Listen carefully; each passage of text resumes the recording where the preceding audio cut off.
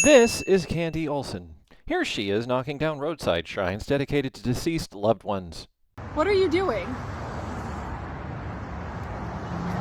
What? Here is her husband doing the same thing.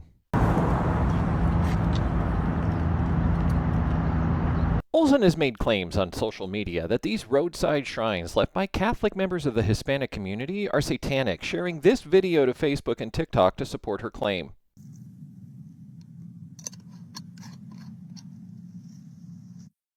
This is Jeanette Wilson. Jeanette was the regional director of the Foster Family Network, a foster care agency with close ties to ChildNet, the agency that placed the Turpin children, survivors of the worst case of child abuse in California history, in the care of Marcelino Olgan, who was sentenced to 7 years for lewd acts on a minor and other charges, an act which their attorney described as worse than what happened in their biological parents' home. And finally, this is Michelle Rendler. Michelle has served as an officer of the Redlands Council of PTAs. Here she is complaining on Facebook about the Supreme Court legalizing gay marriage in 2013. So what do these three women have in common? They are all members of the Redlands Unified School District's school board. In 2024, Olson and Wilson decided to run for the Redlands School Board along with Lawrence Hebron, a retired educator who is the author of Islam Exposed: What You Need to Know About the World's Most Dangerous Religion. While Hebron lost the election, both Olson and Wilson won their districts and were sworn in on December 13, 2024. Michelle Rendler became a member of the Redlands School Board in 2019. Until 2025, she was a largely inconsequential figure, known primarily for voting against raising school board members' salaries. Since 2025, Rendler has worked closely with Olson and Wilson to propose and pass policies to allow any citizen, regardless of whether they have children in the district, to submit a request to remove books from our school libraries. They have also passed policies to ban the display of any flags in the classroom other than the United States flag, the California state flag, and university flags during special events without approval from the superintendent. While these three have crafted these policies carefully to avoid any language that might appear discriminatory, it is absolutely clear who their intended targets are. Olson, for example, has posted to her Instagram that her intent has been to end what she describes as an invasion of progressive ideology. The board's resolution to condemn female transgender athletes is also a pretty clear example of who their targets are. Finally, there's the board's proposal to force teachers and staff to out LGBT students to their parents. While the board has not yet passed this policy, it was only tabled because they could not agree on language that would not blatantly violate California state law. Supporters of these policies have also made it clear who they see as the intended targets. We hold these truths to be self-evident, that all men are created with an XY pair of chromosomes, and they are endowed by their creator with certain indisputable physical traits, that among them are male genitalia, greater body and facial hair, and more than 6,500 genetic differences from a female. In summary, genetics determines gender. That is Dale Broom, by the way, a member of the Ark Community Church who donated nearly $20,000 to Olson's and Wilson's campaigns. Other members of the community who have supported these policies include Joshua Hall, a member of the Ark Community Church who has made online calls for violence against the Jewish and immigrant communities. The problem is that the people in favor of having flags supporting sexuality and the gay agenda speak louder than the majority. Anita Rhodes, an Ark Community Church member who used a slur to attack an autistic student during one of the school board meetings. The bottom line is the homosexual community cannot have our children. Quiet. Please be quiet. I can't even hear. Thank you. And Jonathan Brent Marcus, a member of the Ark Community Church who used his public comment time to make threats against the transgender community. If I punch a girl in the face, do I even get in trouble anymore? Or do I get a gold medal from the Olympics? By the way, you might be noticing a pattern here. The vast majority of Redlands citizens supporting these policies in school board meetings are all associated with one place, the Ark Community Church. For several years, Ark Church members have been attending City Hall and school board meetings to promote their agenda. In fact, here is a clip of their pastor illegally endorsing Olson's, Wilson's, and Hebron's campaigns from the pulpit. These are the three people. Two of them were in our first service at 8:45. Lawrence and Jeanette were there, and Candy's in this service.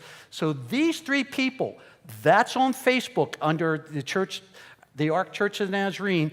It's on my Facebook. I pray you'll find it, and you'll share it so many times that people are going, why are you sharing it? Because we have an injection that can go right here into the community that will show the greatness of God, where three people that are out of this church could be an injection into what happens at the school boards. It's time for us to take a stand. There's a Johnson Amendment out there that says we're not supposed to endorse, but if you talk to Jim Garlows and others out there, and exactly Jack Hibbs, they push that Johnson Amendment each year. They know it's a false thing. The church also attempted to artificially inflate public support for the school board's policies by attending school board meetings. Here's the pastor again, this time encouraging bikers from the church to attend and intimidate the public. To Art back there, I said, Art, bring the Black Sheep, his motorcycle group, bring them in force Tuesday night. It's there in the bulletin.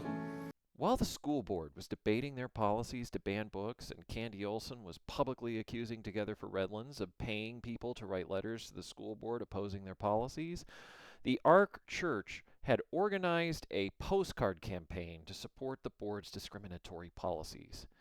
And that brings us to outsiders, because even with support from the church, public support for the school board's policies was very low. During debate on the flag ban, roughly 38% of confirmed residents who wrote to the board supported the policies, 62% were opposed. So to artificially inflate these numbers, the church had citizens from other districts fill out postcards as well. And even then, only 40% of all letters submitted to the school board supported the policy. 60% were opposed. And this isn't the only evidence of outsider influence.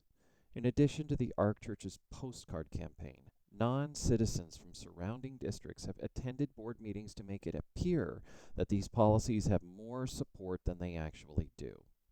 Here is Sonia Shaw, the school board president from Chino Valley, who passed nearly identical policies on book bans, flag bans, forced student outings, and transgender athletes, speaking at a Redlands school board meeting. My name is Sonia Shaw. I'm a mom of two amazing female athletes. I'm also the president of Chino Valley Unified School Board, and I am the majority voice for parents all across California. Your community showed up. There's a reason why you're here. Boys are boys, girls are girls. We've heard that over and over. God made each child beautiful just the way they are, and any adult telling them otherwise needs serious help. Which brings us to controversies. Remember that shirt Shaw was wearing during her public comments condemning transgender athletes? Well, that shirt is identical to shirts that Jeanette Wilson and Candy Olson were wearing during that same meeting. This act triggered an investigation into whether Olson and Wilson had been illegally collaborating with one another outside of school board meetings. Meanwhile, a California Public Records Act request revealed that the Ark Church corresponded with Olson at her district email, trying to coordinate efforts with her.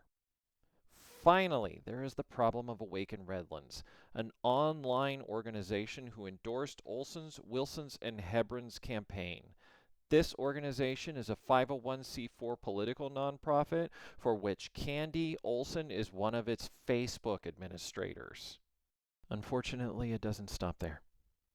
A news article revealed that board member Olson had been liking and sharing posts from an Instagram page known for posting racist, homophobic, transphobic, and anti-Semitic material.